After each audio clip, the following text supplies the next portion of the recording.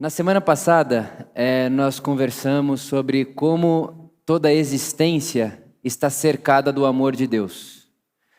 Como o amor de Deus cerca os limites da existência. E todo ser que respira, de alguma maneira, está rodeado e perseguido por esse amor de Deus. E é claro que eu não preciso ir muito longe com você para você saber que quando eu digo que a existência está rodeada do amor de Deus, eu não estou falando única e exclusivamente do ser humano. Até porque hoje nós já temos informação suficiente para sabermos que a natureza também respira. O mundo respira, a natureza tem alma. Então não só o ser humano está cercado do amor de Deus, mas tudo que respira está envolvido nesse amor. É como quem dissesse que fora desse amor, ou para além dos limites desse amor, o que existe é a não existência. Não dá para existir fora de Deus. Não dá para existir fora da misericórdia de Deus. Então tudo que acorda, tudo que se mantém em respiração, vivo, vivendo, se multiplicando, só faz isso porque está cercado em sua existência com o amor de Deus. E todos nós aqui sabemos que houve um momento da história humana que nós, como seres humanos, escolhemos virar as costas para esse Deus que desejava de mim, de você, relação de amor, afeto.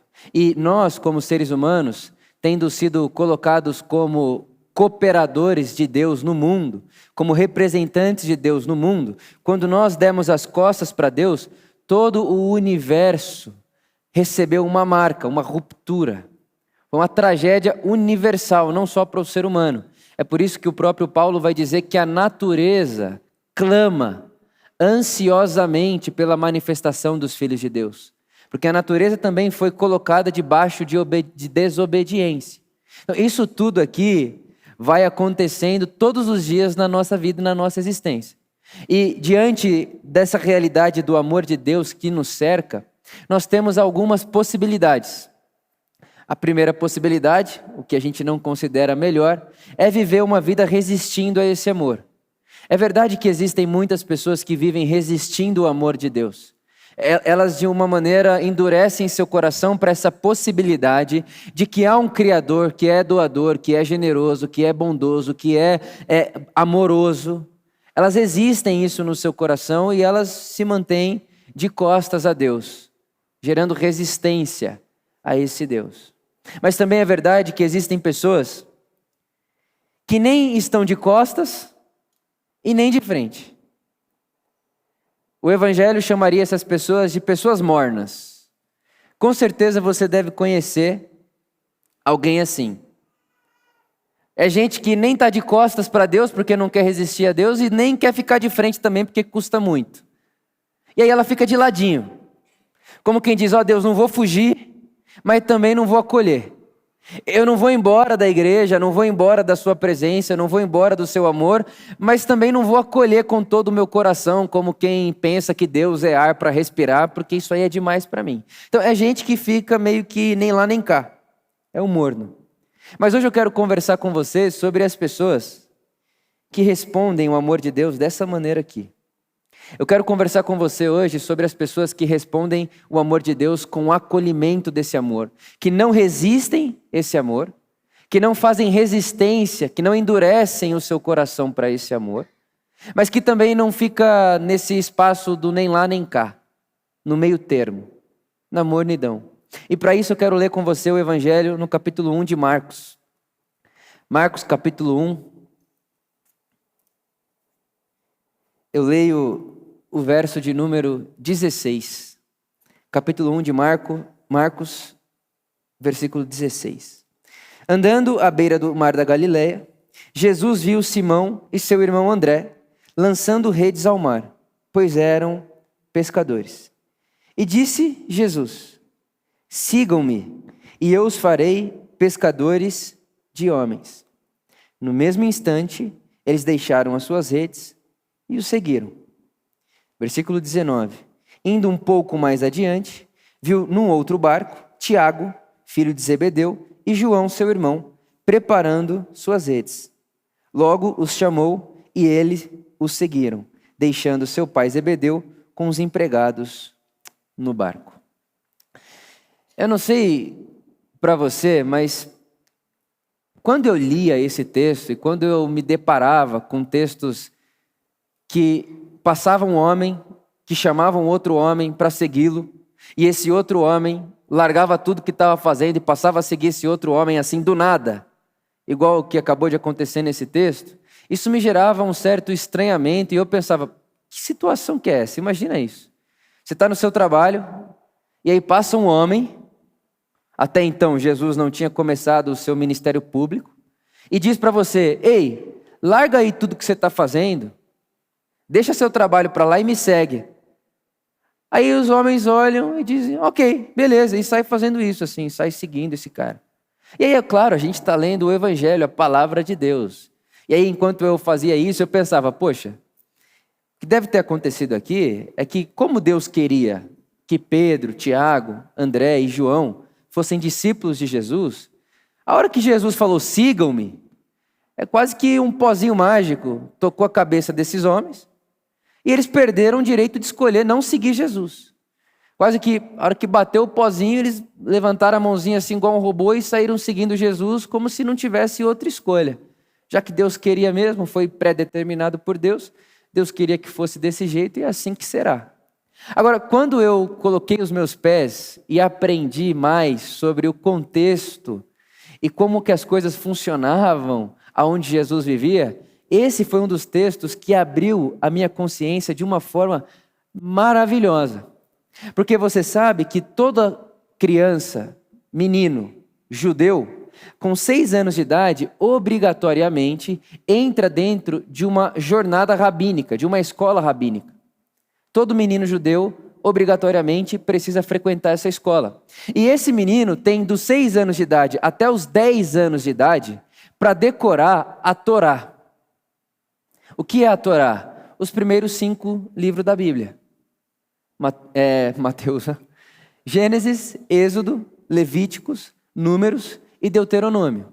Então, aquele menino de 6, 7, 8, 9, 10 anos de idade, ele precisava ter na ponta da língua decorado esses 5 livros da Bíblia. Você sabe que Torá significa caminho. É o caminho que Deus deseja para o ser humano. Então, eram meninos treinados a terem na ponta da língua o caminho de Deus. Agora, você imagina você chegar numa criança de 8, 9 anos de idade e perguntar para ela, Levítico capítulo 13, verso 2. E a criança cita para você o que está escrito lá. Aí você fala, Êxodo 7, 23. A criança cita para você o que está escrito lá. E há historiadores que dizem que as crianças fora da curva, as que eram mais inteligentes, elas citavam o versículo que você pediu, um versículo antes e um versículo depois. Para mostrar para você que ela não só sabe decorar do versículo que você está querendo, mas ela sabe onde é que está o texto, porque ela lembra o que está em cima e o que está embaixo. Então era assim que se criava um menino judeu, 7, 8, 9, 10 anos de idade. E se com 10 anos de idade esse menino judeu tivesse saído da linha da normalidade, ou seja, é gênio, é muito inteligente, ele era convocado para uma fase 2. E qual seria a fase 2? A fase 2 seria decorar o resto dos livros que compõem a Bíblia hebraica, que é o que nós chamamos de Velho Testamento ou Primeiro Testamento. Então, se você passar bem, dos 6 aos 10 anos de idade, você é convidado para a segunda fase, decorar o resto da Bíblia hebraica.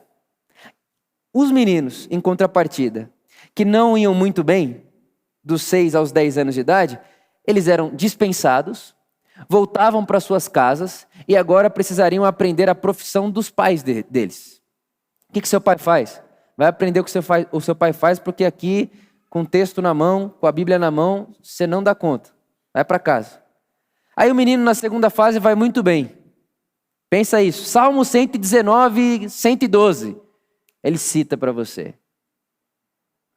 Ageu, capítulo 3, versículo 1. Aí alguém aqui acabou de pensar, Ageu é um livro da Bíblia? Pois é.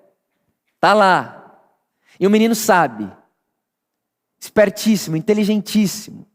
E ele vai muito bem na fase 3, que vai mais ou menos até os 14, 16 anos de idade. E se ele passasse por essa fase, ele entraria num outro mundo.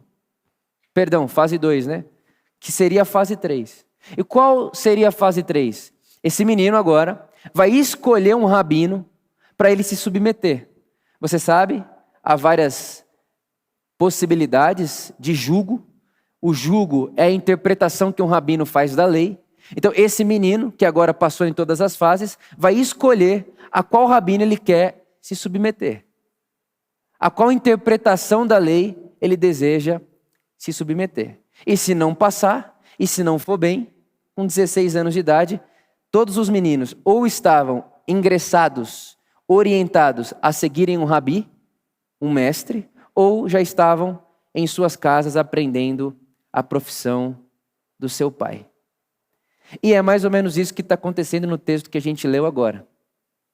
O Evangelho está contando para a gente que Pedro, Tiago, André e João foram aprender a profissão do pai, porque eles estão pescando com seu pai. E por que eles foram aprender a profissão do pai? Porque não foram aceitos no caminho do rabi.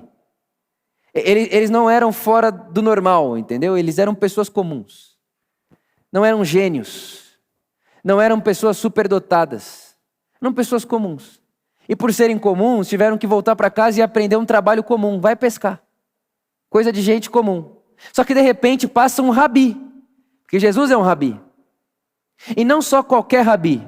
Jesus é o rabi que com 12 anos de idade já estava discutindo a lei no templo, e com 12 anos de idade já colocou todo mundo de queixo caído, porque as pessoas olhavam para Jesus com 12 anos e diziam umas às outras: nunca se viu uma sabedoria dessa em Israel. Então Jesus não está ali passando como um desconhecido. As cidades, as vilas eram pequenas na época. Se sabia quem era o menino que com 12 anos de idade colocou os queixos dos rabinos no chão. E aí esse rabi passa pela praia. E quando ele passa pela praia, ele diz: ei você Pedro, ei você André, ei você Tiago, ei você João, sigam-me. No contexto onde todo menino sonhava com isso, o que pode ser mais bonito do que gastar minha vida lendo a Torá? O que pode ser mais bonito, mais belo do que gastar minha vida entendendo os caminhos de Deus e ensinando os caminhos de Deus para as pessoas? É como se dissessem: entre ficar aqui aprendendo a pescar com meu pai e ser talmidim, discípulo desse rabi, não tem escolha, eu vou ser discípulo desse cara, obviamente. E o que eu acho muito interessante é que o Evangelho faz questão de contar que o pai dos meninos estava ali também. Agora você imagina isso. Pensa você, pai, passa um cara, chama seus filhos trabalhando com você no negócio da família. Aí seus filhos dizem: vou seguir esse cara aí.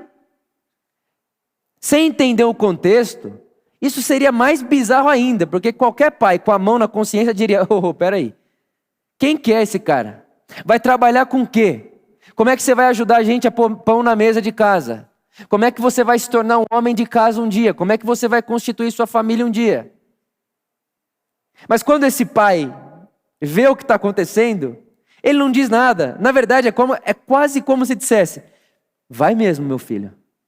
Porque o que pode ser melhor para um pai do que contar na vizinhança que um rabi escolheu meu filho, um rabi chamou meu filho para segui-lo, um rabi olhou com carinho para o meu filho. Eu fico imaginando ele chegando em casa esse dia. Ele chega em casa de noite e encontra a esposa dele, e a esposa: cadê os meninos? Ele olha para ela e diz: você não vai acreditar. Um rabino passou na praia e chamou os nossos meninos para serem seus talmidins, seus discípulos. E o que pode ser melhor para um pai do que ver seu filho gastando sua vida desse jeito? Agora, o que é muito interessante em tudo isso é que a relação do rabino e do talmidim não é uma relação de troca de saberes. Como se o rabi fique ensinando o que sabe para o talmidim. Então eu pego aqui as coisas que eu sei na minha cabeça e coloco na sua cabeça. Não é essa a relação do rabino com um talmidim. A relação de um rabino com um talmidim, de um mestre com um aluno, de Jesus e seus discípulos, é uma relação que diz o seguinte: se eu acolher você como um talmidim no meu time, eu estou dizendo para você que eu acredito que em você tem potencial para se tornar como eu. Porque esse é o desejo, o alvo do Rabi. O alvo do Rabi é que hajam pessoas que sejam sua continuação. O desejo do rabino é que hajam outras pessoas que continuem aquilo que ele começa, aquilo que ele começou. Por isso que você vai ler no Evangelho, Jesus dizendo que o desejo e o alvo de um discípulo é se tornar como seu mestre. Então é por isso que inclusive os meninos escolheriam qual rabino que eu quero seguir, porque eu vou me tornar como esse cara. Eu não vou só saber o que ele sabe, eu vou me tornar quem ele é. E o que traz um escândalo para nós, e graças a Deus por isso, o evangelho é sempre extravagante e escandaloso, é que diferente dos outros rabinos, que eram escolhidos pelos gênios, que eram escolhidos pelo superdotado, que eram escolhidos por aqueles que tinham passado em todo o processo, Jesus vai atrás dos seus. Jesus vai em busca daqueles que foram reprovados. Jesus vai em busca daqueles que não foram aceitos e acolhidos, porque não tinham QI suficiente. Aí Jesus chega lá e diz: ei vocês aí, sigam-me. A gente, lendo no texto, ouve isso de maneira muito simplista, como se alguém chegasse lá e falasse: vem cá, vem andar comigo e tal, muito legal. Mas é muito mais do que isso, porque dentro do contexto em que eles estão vivendo, o que Jesus está dizendo a esses homens é o seguinte: ei Pedro, ei André, ei Tiago, ei João, eu acredito que em vocês tem potencial para se tornarem como eu. A gente aprende a vida inteira que a nossa relação com Jesus começa quando a gente põe a nossa fé nele. A gente aprende a vida inteira que quando a gente passa a crer em Jesus, a relação começa. O que o Evangelho conta pra gente é outra coisa. O que o Evangelho põe e propõe pra gente é que nós estávamos pescando num dia normal, tendo sido rejeitado, reprovado, cabisbaixo, tendo que fazer coisa que a gente nem gosta tanto. Uma vida meio que sem sentido, só seguindo os caminhos do pai e da mãe.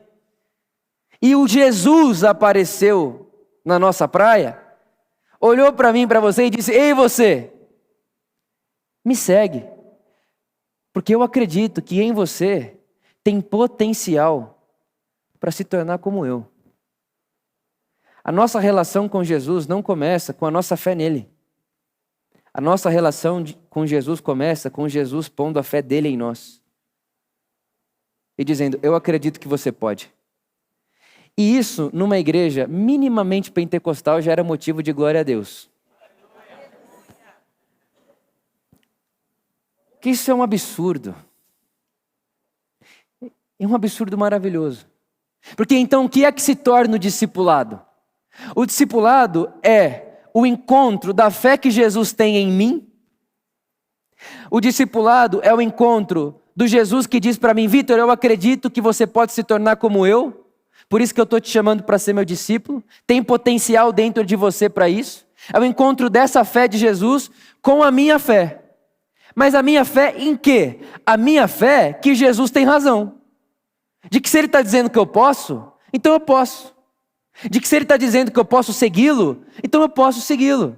Que se ele está dizendo que eu posso imitá-lo, então eu posso imitá-lo. Então o discipulado se torna um encontro não da minha fé em Jesus apenas, mas da fé que Jesus tem em mim, da confiança que ele tem em mim, como quem diz: eu acredito em você, e a minha confiança no que Jesus pensa sobre mim. E o que deixa isso ilustrado, bem ilustrado para a gente, é Mateus capítulo 14. Diz o Evangelho que Jesus fica na praia, os discípulos sobem num barco e eles vão atravessar uma cidade. E aí começa uma ventania, uma tempestade. Os discípulos no barco estão amedrontados. Eles começam a dizer uns aos outros: a gente vai morrer certeza, não dá para sobreviver aqui. O barco vai afundar. E aí, de repente, enquanto eles estão cheios de medo, começa a aproximar deles um vulto. Aí você imagina, um medo instalado, um vulto vindo.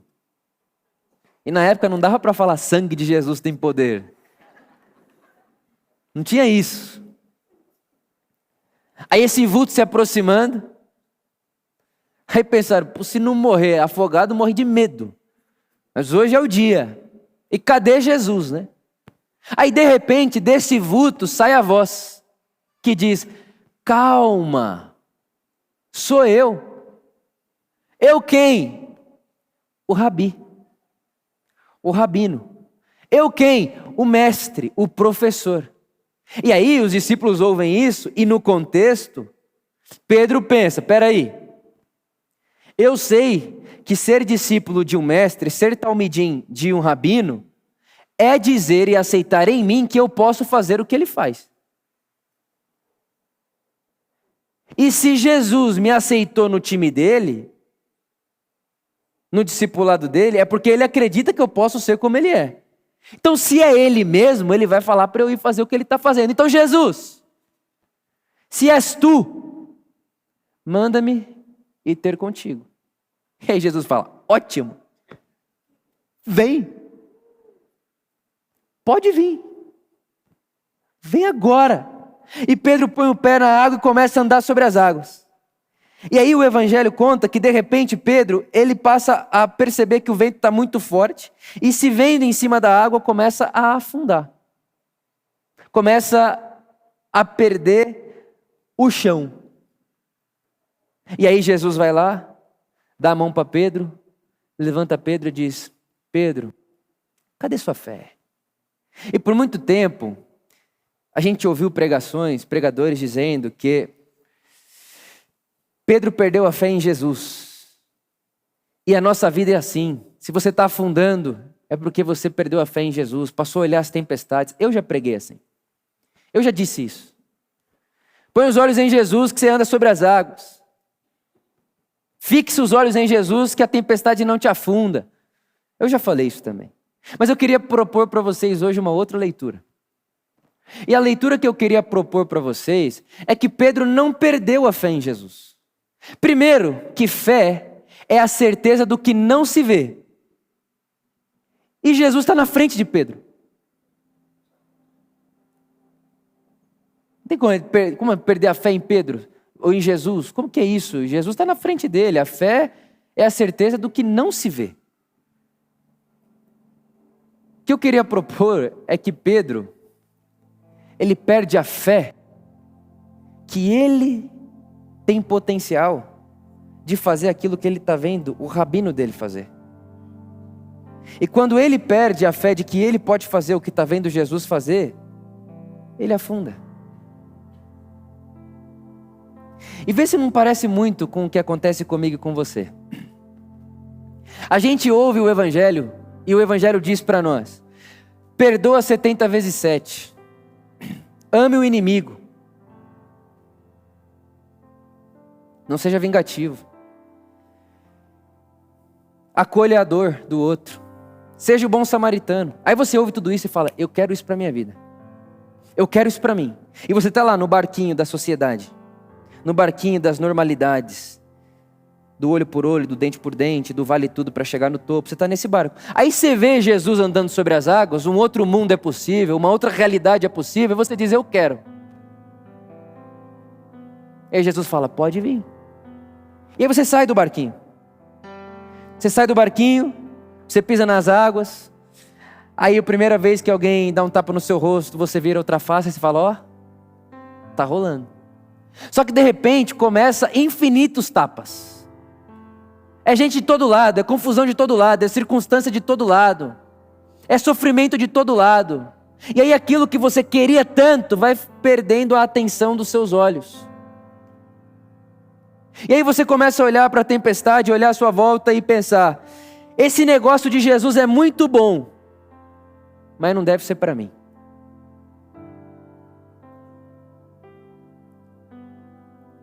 Essas ideias de Jesus são muito boas.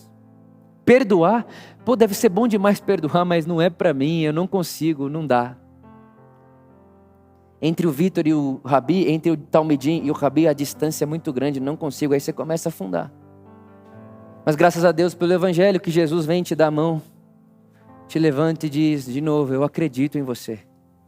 Pedro, vai cuidar das minhas ovelhas. Eu acredito em você. É possível.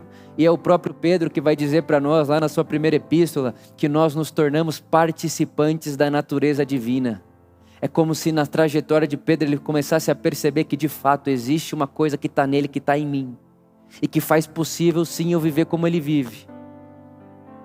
Isso é uma ilustração de quando a gente afoga no discipulado com Jesus. Mas também tem uma outra ilustração que é o capítulo 7 de Atos. Um jovem chamado Estevão,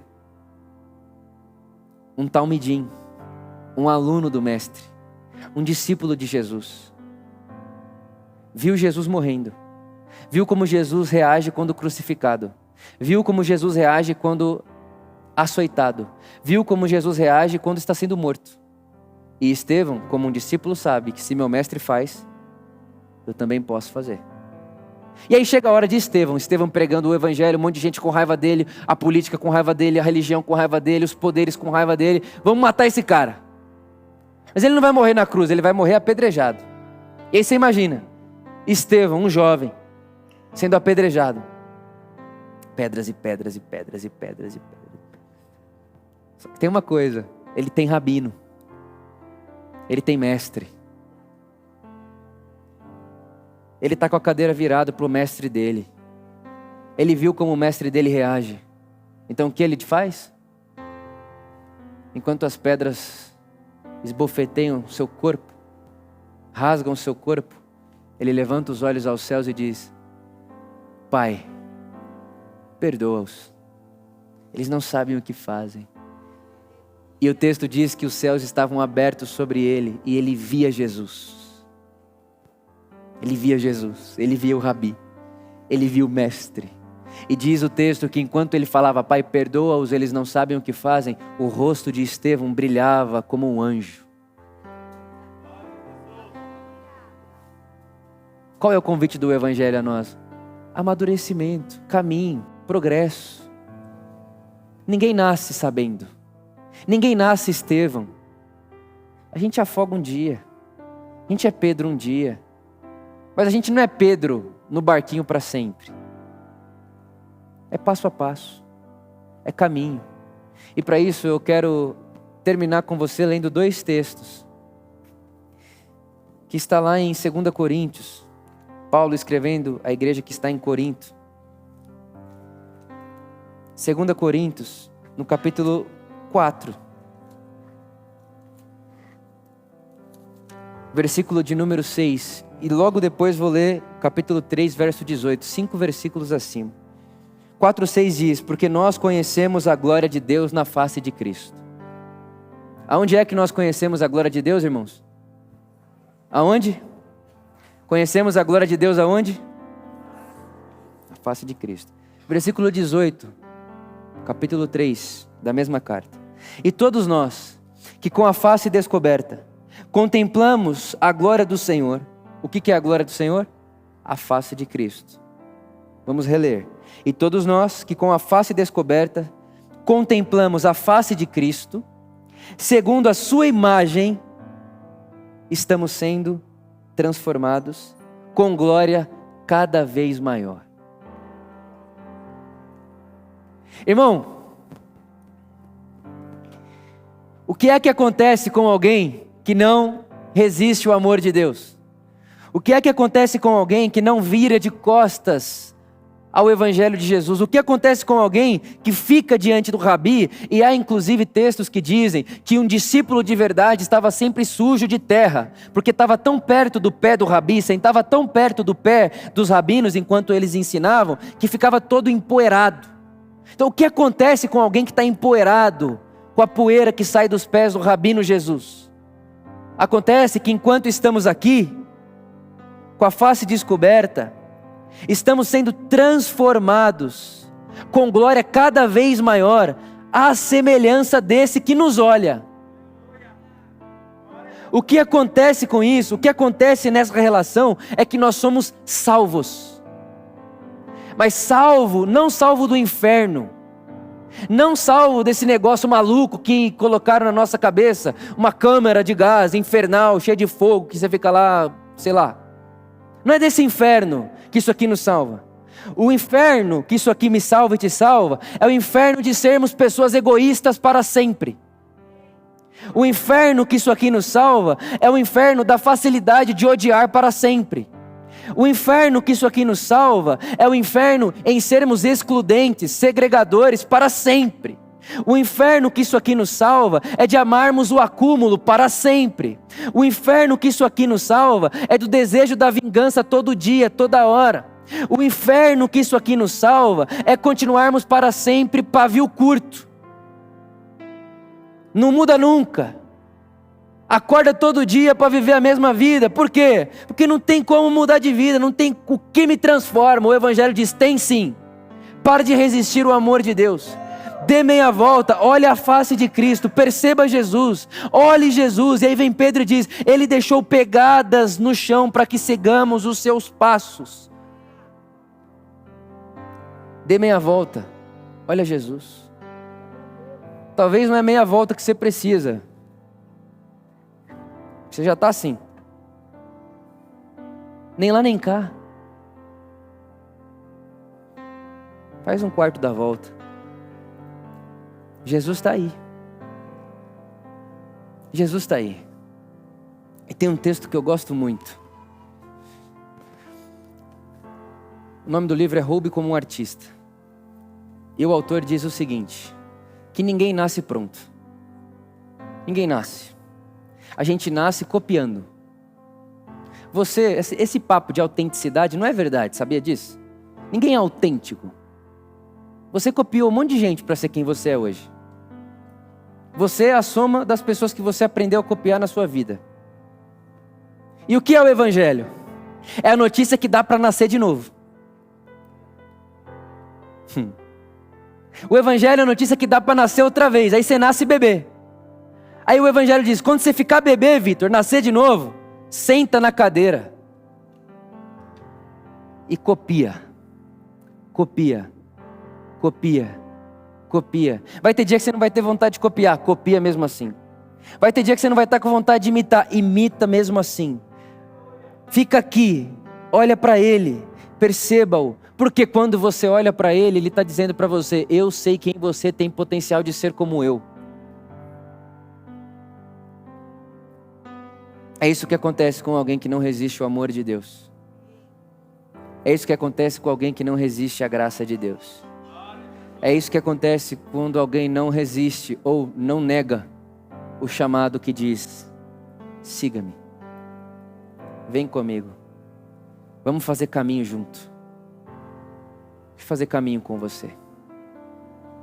Eu sei que uma celebração para falar disso é muito pouco, e o pedido que eu vou fazer para você agora é muito grande, para esse pouquinho de tempo que a gente teve. Mas eu gostaria muito que quando alguém perguntasse a qualquer pessoa da Por Amor, você é salvo? A gente não pensasse no inferno, sabe? A gente não pensasse num negócio castigo eterno, esse negócio todo. Mas que você pensasse assim, sou salvo. Por que você é salvo? Confessou Jesus? Foi perdoado dos pecados? Está tomando cefa? Não. Isso aí eu faço também, mas não. O que diz para mim que eu estou sendo salvo é que dia após dia, com glória cada vez maior, eu estou sendo transformado à semelhança de Jesus. Por isso eu sou salvo. Eu sou salvo de estar fadado a ser a mesma pessoa egoísta, maldosa, odienta para sempre. É disso que estou salvo. E isso alegra o meu coração. E esse é o Evangelho que Jesus veio convidar a mim e a você a seguirmos seus passos. Se você pode, fique de pé comigo.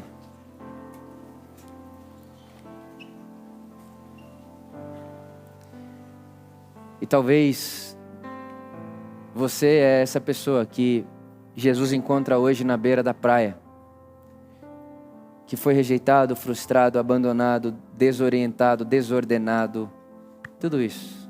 Disseram para você que você não é discípulo de Jesus, que você não pode seguir a Jesus por causa de X, Y, Z e tudo isso. Queria dizer a vocês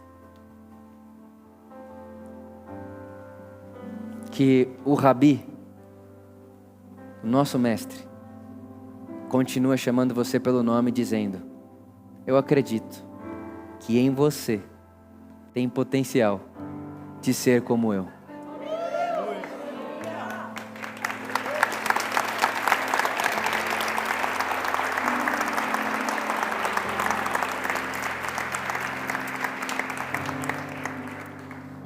Eu acredito. E a pergunta hoje é: você acredita, Pedro? Ou vai seguir afundando aí por não acreditar no que eu acredito sobre você?